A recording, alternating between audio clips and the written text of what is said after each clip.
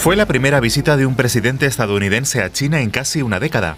Las relaciones se han enfriado considerablemente, también por la agresiva política arancelaria impulsada por Trump. El mandatario estuvo acompañado por representantes económicos de alto nivel. Además de acuerdos en aviación, agricultura y energía, el tema principal fue sobre todo las materias primas. Las tierras raras como el disprosio y el lutecio, por nombrar a 2 de los 17 elementos de este grupo, son fundamentales para la economía estadounidense. En plena escalada de la guerra comercial, China, que posee grandes reservas, restringió su exportación, con consecuencias directas para las empresas de Estados Unidos.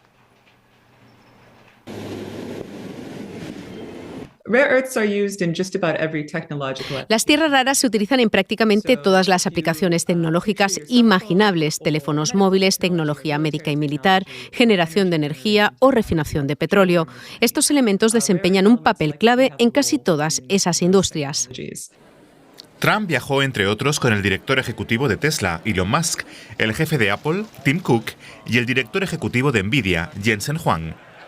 Los chips de alto rendimiento de Nvidia siguen sin venderse en China, pese a que Estados Unidos dio luz verde a principios de año.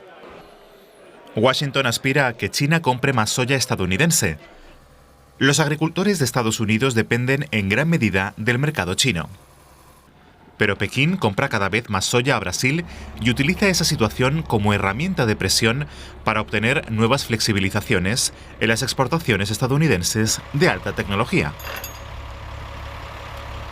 A cambio, Pekín adquirirá aviones estadounidenses Boeing, cuya fabricación también depende de las tierras raras. En juego está el presente y el futuro del comercio mundial. Un avión recibe combustible en el aeropuerto de Berlín. El queroseno procede de la refinería PCK del municipio alemán de Schwedt, que también abastece de gasolina y diésel a gran parte del este de Alemania y del oeste de Polonia. Hasta ahora el crudo procedía también de un yacimiento en Kazajistán, pero desde el 1 de mayo el suministro a la refinería se ha vuelto más complicado. El oleoducto de Druzhba ha dejado de transportar petróleo kazajo a Schwedt porque Rusia no permite su paso. Hasta ahora, alrededor del 20% del petróleo destinado a Schwedt procedía de Kazajistán y se transportaba a través del oleoducto Druzhba. Ahora podría llegar más crudo a Schwedt a través del puerto de Gdansk, aunque todavía no está claro si Polonia lo autorizará. Respecto a la pérdida de suministros desde Kazajistán, mantendremos conversaciones con el gobierno polaco. Aunque la actividad de la planta está disminuyendo, no habrá despidos en la refinería hasta finales de 2026. Junto a esta garantía, la ministra anunció una subvención de casi 350 millones de euros. La refinería invertirá esos fondos en instalaciones para producir combustible de aviación neutro en carbono. A partir de 2030, Schwedt también debería producir queroseno sintético. Tenso clima en el Congreso de la Confederación Alemana de Sindicatos en Berlín.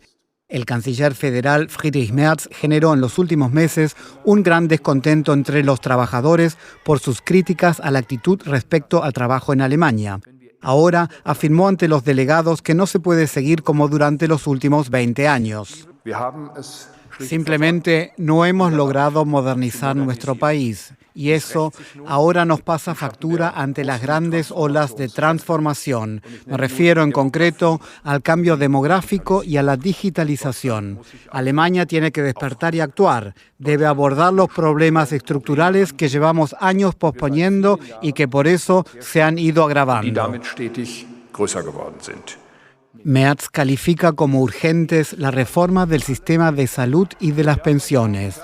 La líder de la Confederación de Sindicatos advierte que muchos trabajadores temen que las reformas supongan cargas desiguales y una reducción de los derechos laborales. El canciller rechaza las críticas.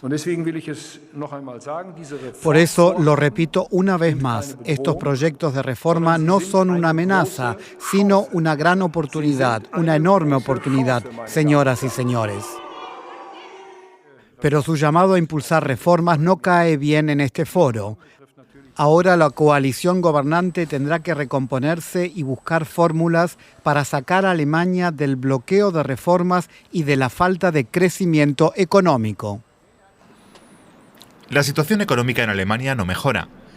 Una de cada 12 empresas teme por su futuro, según una encuesta del Instituto IFO. La reticencia de los consumidores a comprar afecta sobre todo al sector minorista.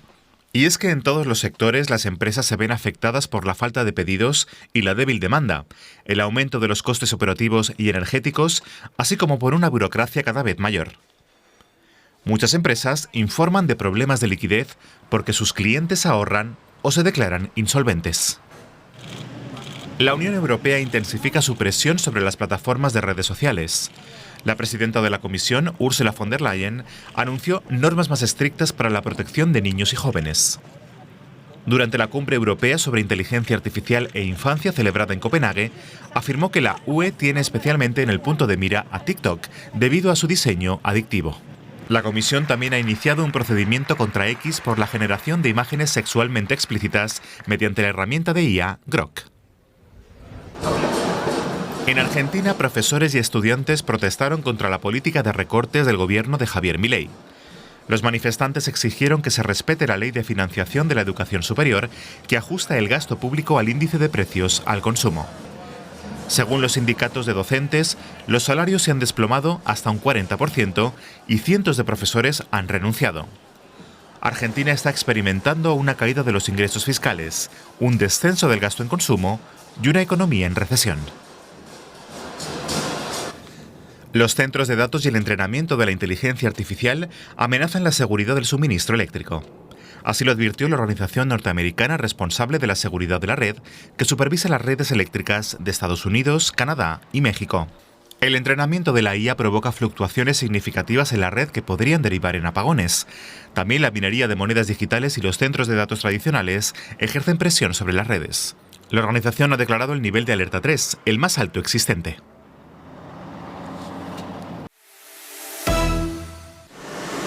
La masa negra que sale de esta máquina está causando serios problemas a las constructoras de carreteras en toda Alemania. El precio del asfalto se ha disparado debido a la guerra de Irán y al encarecimiento de las materias primas. El material para el asfaltado de carreteras contiene betún como aglutinante, un derivado del petróleo crudo. Una tonelada cuesta ahora el doble de antes, casi 700 euros. Una subida de precios tan alta, sobre todo en un contexto de guerra, es imposible de calcular y de prever. Así que los costes los estamos asumiendo nosotros. Los contratos para la construcción de carreteras y el suministro de asfalto suelen negociarse con meses de antelación, a menudo con precios fijos. En la planta de mezcla de Kurfelsische Asphaltwerke, en Bruchsal, en el sur de Alemania, se producen 70.000 toneladas de asfalto al año. Un camión cisterna cargado de betún acaba de llegar. Debido al elevado coste de este aglutinante, el precio del asfalto acabado está aumentando entre un 20 y un 40%. La producción ya no es rentable. Cuando las constructoras y nuestra empresa ya no pueden asumir los costos, el sistema se paralizará. Dados los escasos márgenes con los que operamos en el negocio del asfalto, un aumento del 20 al 40% es insostenible. En otras palabras, no se construirán ni se repararán más carreteras, y las pequeñas empresas podrían desaparecer. En la Cámara de Industria y Comercio son muy conscientes de que el encarecimiento de las materias primas afecta a todos los sectores de la economía. Su encuesta de primavera muestra que la mayoría de las empresas alemanas perciben más riesgos globales que en otoño, debido a los precios de la energía y las materias primas, y a las interrupciones en las cadenas de suministro, como en el estrecho de Hormuz. Las empresas alemanas se están protegiendo frente a las crisis mundiales mediante iniciativas de diversificación. Buscan nuevos proveedores, se establecen en mercados donde las condiciones pueden ser más favorables y buscan nuevas oportunidades de venta. Sin embargo, mientras persista el conflicto de Irán, los precios pueden seguir subiendo, de la energía, del crudo y en el sector de la construcción de carreteras, también los del betún y el asfalto. Estos camiones de la gran empresa Copersucar ya no necesitan diésel. Funcionan con biometano, un gas obtenido a partir de residuos de la industria azucarera. La empresa tiene previsto ir adaptando toda su flota poco a poco. Actualmente, alrededor del 40% de nuestro volumen se transporta por carretera, utilizando camiones diésel, y este proyecto busca sustituir el diésel por biometano generado en el propio ecosistema de Copersucar, en las fábricas, para reducir las emisiones de carbono. Se prevé que dentro de 10 años todas las plantas azucareras del grupo también produzcan y comercialicen combustible para camiones. Actualmente los brasileños ya pueden repostar biocombustible líquido o una mezcla en lugar de gasolina en las gasolineras, y es más barato. Desde 1975, Brasil utiliza sus enormes extensiones de tierras agrícolas para producir biocombustibles. Esto ha permitido controlar los precios incluso ahora, durante la guerra de Irán. Sin embargo, todavía los biocombustibles solo sirven para transporte de personas y no han podido sustituir el diésel para camiones. A pesar de la gran producción de biocombustible, Brasil tiene que comprar petróleo. Los precios también suben aquí y crece el descontento. Antecediendo las elecciones de octubre, el gobierno anunció el miércoles una serie de subvenciones. El presidente de la República está plenamente comprometido con la protección de la economía nacional, la defensa de nuestra población y la obtención de resultados para que podamos seguir creciendo. La crisis del precio del petróleo ha afectado a Brasil mucho menos que a otros países y podría convertirse en un modelo a seguir. México ha anunciado su interés en desarrollar su propio sector de biocombustibles y también existe una colaboración con la India.